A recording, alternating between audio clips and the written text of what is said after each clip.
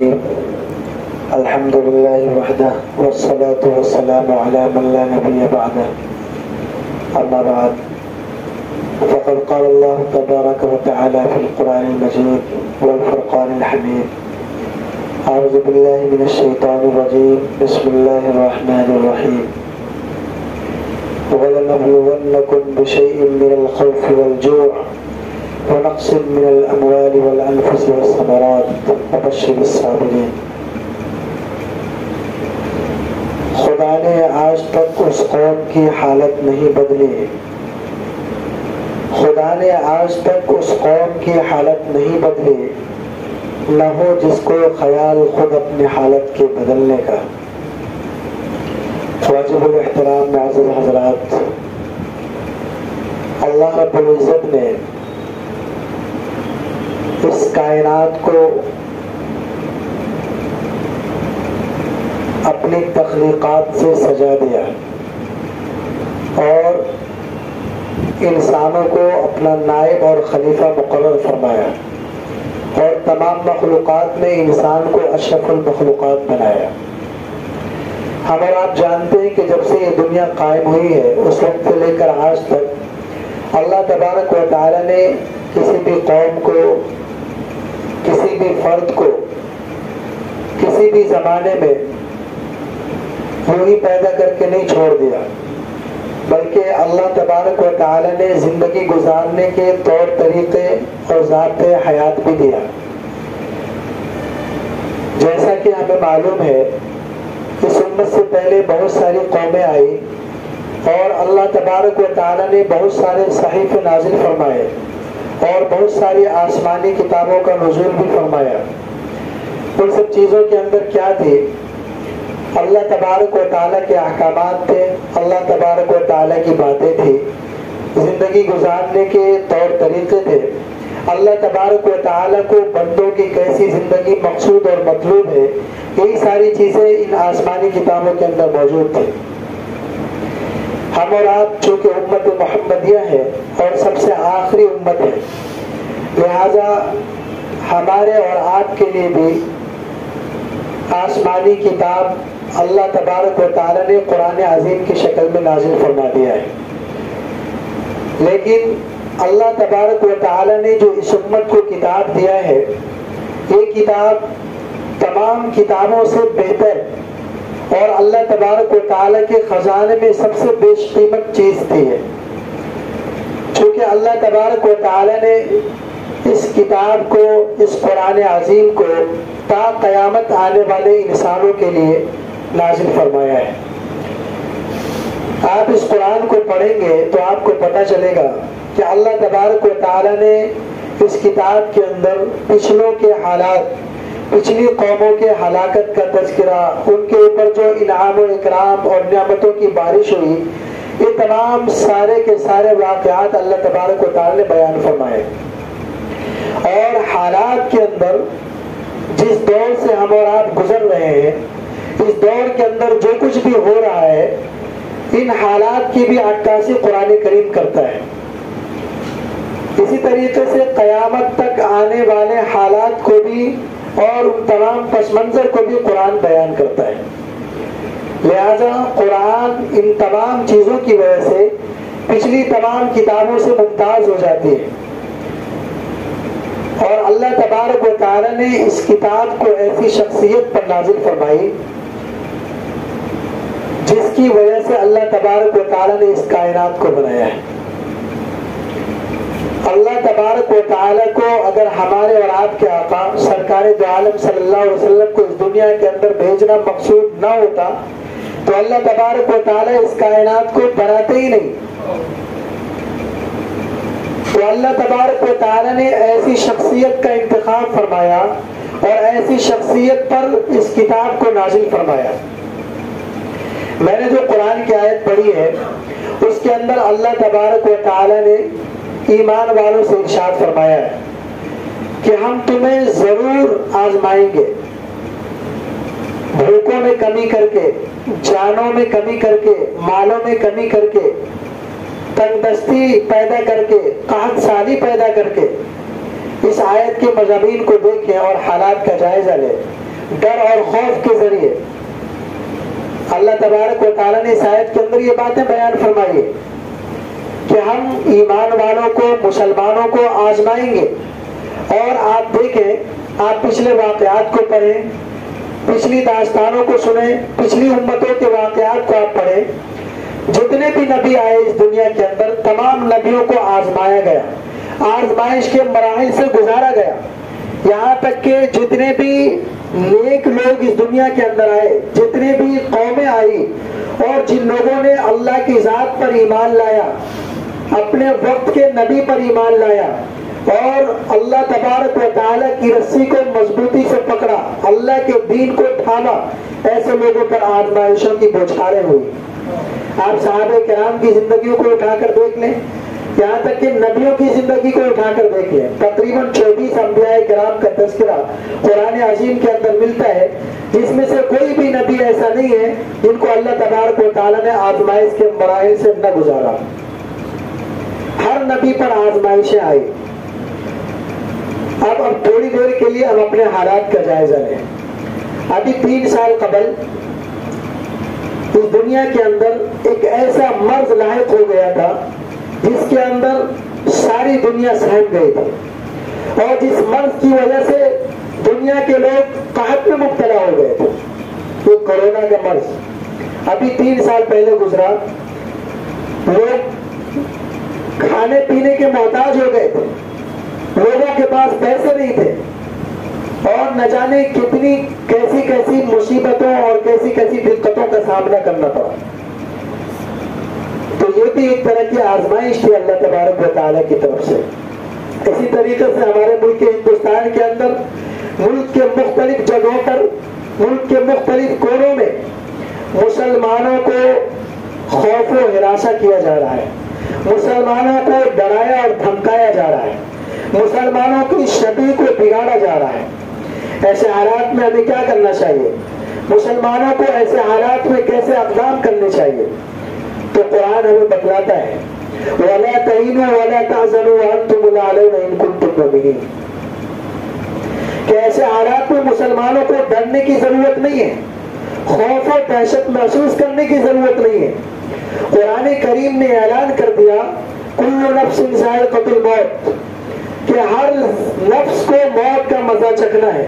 اور قرآن کریم کے دوسرے مقامات پر اس بات کو واضح طور پر اعلان فرما دیا، اور اللہ تبارک و تعالیٰ نے صراحتاً اس بات کو مذکور فرما دیا قرآن عظیم کے اندر کہ موت کا وقت ہر انسان کا متعین ہے،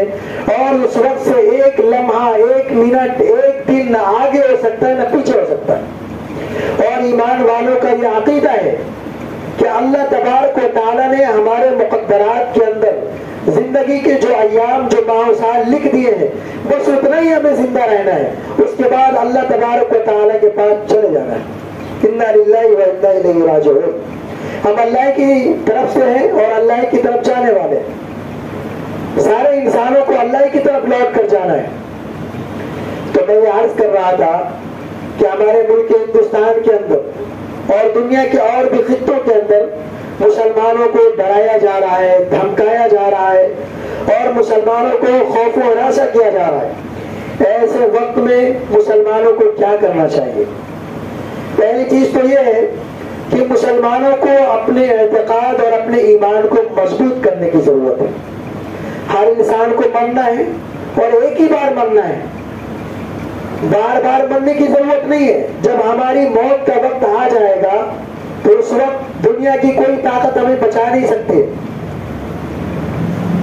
اور جب ہمارے موت کا وقت نہیں آئے گا تو دنیا کی کوئی طاقت ہمیں مان نہیں سکتی۔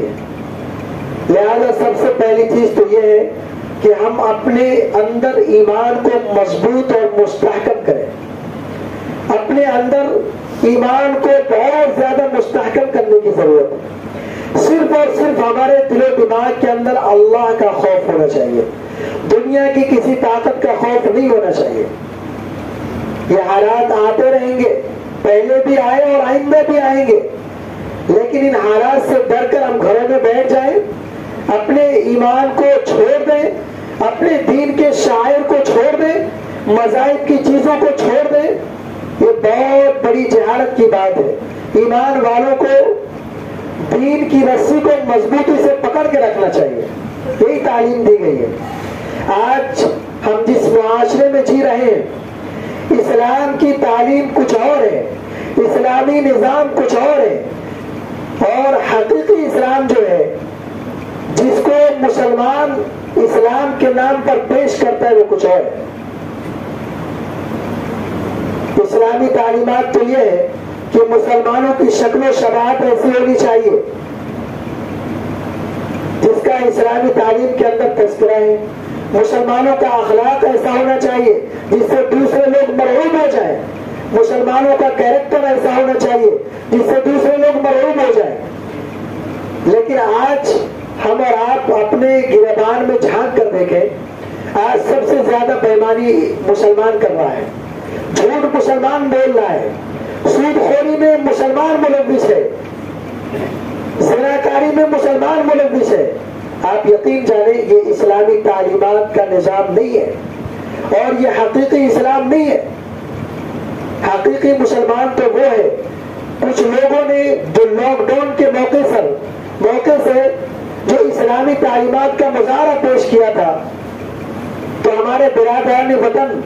اور غیر مذاہب کے لوگ یہ کہنے پر مجبور ہو گئے کہ ہمارے دل و دماغ کے اندر، ہمارے ذہن و دماغ کے اندر مسلمانوں کے خلاف نفرتیں تھی، ہم مسلمانوں کے بارے میں یہ سوچتے تھے، لیکن مسلمان تو ایسے ہوتے ہیں، مسلمانوں کی تعلیمات تو یہ ہے، ان کا قرآن تو یہ درس دیتا ہے، ان کی تعلیمات تو ایسی ہے کہ پڑوسیوں کو بھوکا نہ رکھا جائے، پڑوسیوں کی امداد کی جائے، پڑوسیوں کے یہ حقوق ہے۔ تو اسلامی تعلیمات کچھ اور ہے، اور آج کل جو ہمارا اسلامی تصور ہے، جو اسلامی نظام ہے، جو ہم دوسروں کے سامنے پیش کرتے ہیں، یہ الگ ہے۔ تو ضرورت اس بات کی ہے کہ ملک کے اندر کیسے بھی حالات آ جائیں، سب سے پہلی چیز تو یہ ہے کہ ہم اپنے دل و دماغ کے اندر ایمان کو مستحکم کریں، مضبوط کریں، اور دنیا کے اندر کوئی بھی طاقت ہمارے دل و دماغ کو خوف و ہراساں نہ کر سکے، ہمارا ایمان اتنا مضبوط ہو۔ صحابہ کرام رضوان اللہ علیہم اجمعین کی جماعت میں ایک مرتبہ اللہ کے رسول علیہ الصلوۃ والسلام خطاب فرما رہے تھے کہ ایک وقت ایسا آئے گا کہ مسلمان سیلاب کی موجیں جو ہوتی ہے اس کے اوپر جو کوڑے کرکٹ ہوتے ہیں اس کی مانند ہوں گے، اور مسلمانوں کو، ایمان والوں کو دنیا کی ساری باطل طاقتیں اس کو دبا دیں گی اور مسلمان ذلیل و خوار ہو جائے گا۔ صحابہ کرام میں سے ایک نے عرض کیا ہے اللہ کے رسول، کیا اس وقت مسلمان کم ہوں گے؟ کیا ہماری تعداد کم پڑ جائے گی؟ تو اللہ کے رسول علیہ الصلوۃ والسلام نے فرمایا نہیں، ایسا نہیں ہے، بلکہ اس وقت تمہاری تعداد اور بھی زیادہ ہوں گی، لیکن ان کا روب اور دبدبا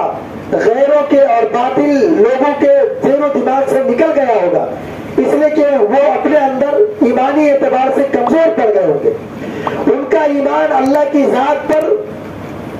100% نہیں ہوگا، اور دنیا کی محبت ان کے ذہن و دماغ میں پیوستہ ہو چکی ہوگی، لہذا جب ایسے حالات آ جائیں گے تو مسلمان ذلیل و خوار ہو جائے گا۔ اور اس کی مثال کوڑے کرکٹ سے فرمایا اللہ کے رسول علیہ الصلوۃ والسلام نے، جس طریقے سے سمندر کی لہروں کے اندر کچڑے اور کوڑے کرکٹ ہوتے ہیں، جدھر سمندر کی لہریں جاتی ہے ادھر بہا لے جاتی ہے، جدھر سمت میں جاتی ہے ادھر گڑے میں دھکیل دیتی ہے، ادھر کنارے کو لگ جاتی ہے، اس کی کوئی وقت اور کوئی حیثیت نہیں ہوتی ہے۔ تو مسلمانوں کی بھی ایسی حیثیت رہ جائے گی اگر اس کے دل و دماغ کے اندر ایمان کی حراست اور قوت ایمانی نہیں رہے گی تو۔ لہذا ہمارے اندر ایمان کو مضبوط اور مستحکم کرنے کی ضرورت ہے، اور اللہ تبارک و تعالی نے قرآن عظیم کے اندر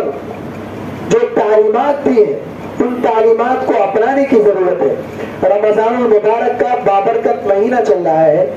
اور آپ کو پتا ہے کہ اس رمضان المبارک کے اندر قرآن سے خاص نسبت ہے۔ قرآن عظیم کے اندر اللہ تبارک و تعالی نے ارشاد فرمایا کہ ہم نے آسمان دنیا پر قرآن عظیم کو رمضان المبارک کے اندر نازل فرمایا، یعنی اس قرآن کا نزول اسی ماہ مبارک کے اندر ہوا، لیکن احکامات کے اعتبار سے بتدریج 23 سال تک اس کا نزول ہوتا رہا. اس طریقے سے ضرورت پیش آتی رہی، چونکہ اللہ تبارک و تعالیٰ کو اس دین محمدی کو کامل کرنا تھا، اس لیے اس کا سلسلہ چلتا رہا. لیکن رمضان المبارک کے اندر ہی پورے قرآن کا نزول ہوا. لہذا اس مہینے کے اندر قرآن کریم کی تلاوت خوب کریں. اور سب سے بڑی بات یہ ہے، یہ جو تراویح کا نظام ہے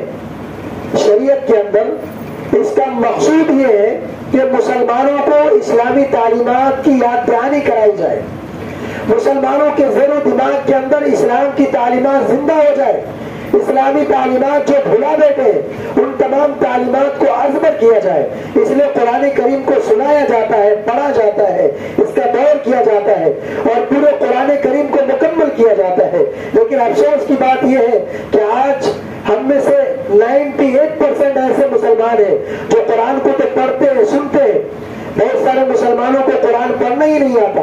جو اسلام کا شعار ہے، جو ہمارا مذہبی کتاب ہے، اس کتاب کے متعلق اللہ کے رسول نے فرمایا کہ اس کو مضبوطی سے پکڑ لو تو تم کامیاب ہو جاؤ گے. اس قرآن عظیم کے اندر مسلمانوں کی کامیابی ہے. اس دنیا کے اندر مسلمانوں نے جو حکومتیں کی ہے وہ قرآن کی تعلیمات کی بدولت کی ہے، اور آئندہ بھی اللہ تبارک و تعالی نے قرآن کی تعلیمات کی بدولت مسلمانوں کو سربلند کرنے کا وعدہ کیا ہے.